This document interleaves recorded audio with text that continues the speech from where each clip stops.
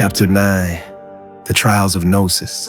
The city hummed with an unsettling energy around John. Its towers of stone and glass, its winding streets, and its endless flow of activity were all manifestations of the Archon's invisible rule. Behind the false grandeur of the material world lay a deeper truth, souls trapped in illusion, bound by desires and fears they scarcely understood.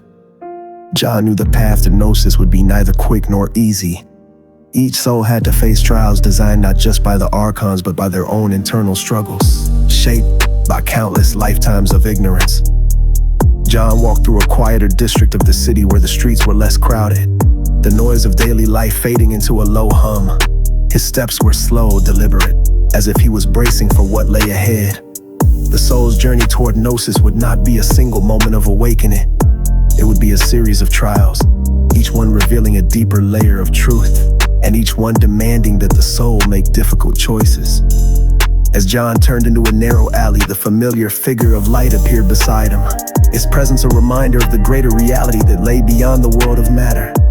The light cast long shadows against the walls, illuminating John's thoughts with a clarity that settled into the very core of his being. The journey toward Gnosis is filled with trials, the figure said, its voice steady, but with an undercurrent of solemnity.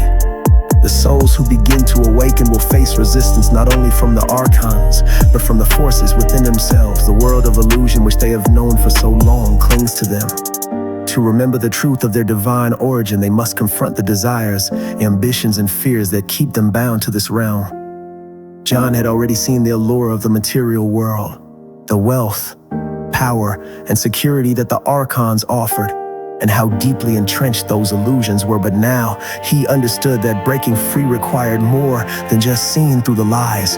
The souls would have to let go of the very things they'd had come to cherish, the false comforts they had built their lives around. The first trial is the trial of desire. The figure continued. Desire is the most primal of the Archon's tools. It binds a soul by making it crave the pleasures of the material world, wealth, sensual gratification, and endless consumption. The soul, believing that these things can bring fulfillment, clings to them, only to find itself more deeply enmeshed in the world of matter. The alley before John shifted and a vision unfolded. He saw a soul standing in a grand hall surrounded by riches beyond measure, gilded statues, treasures heaped in piles, and luxuries that glistened in the dim light. The soul reached out its hands, trembling with longing as it grasped for the gold and jewels before it. With every touch, the soul's inner light dimmed, flickering beneath the weight of its desire. John could feel the pull of the Archons in this vision, their whispers like a low wind, telling the soul that these material pleasures would fill the void within. Yet the soul hesitated, a faint glimmer of memory stirring within it, a quiet yearning for something deeper. This is the trial of desire, the figure said softly. The soul must come to understand that the things of the material world are empty, that no amount of wealth or pleasure can fill the divine longing within. The Archons want the souls to believe that fulfillment can be found here, in the world of matter, but it is a lie.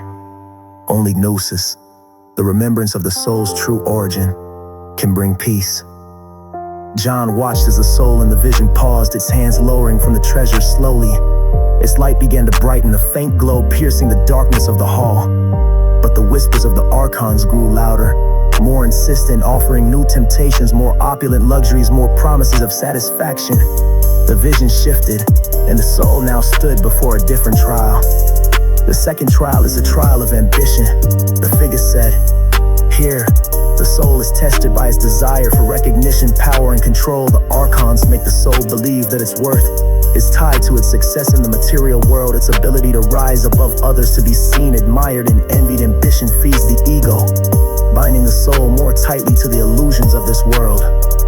John saw the soul standing in front of a large crowd, adorned with symbols of authority. The people below cheered, their voices echoing through the grand chamber as they praised the soul, elevating it as a leader, a ruler. For a moment, the soul's light flared brightly, but the glow was hollow, an external light fed by the adoration of the masses, not by the internal fire of Gnosis.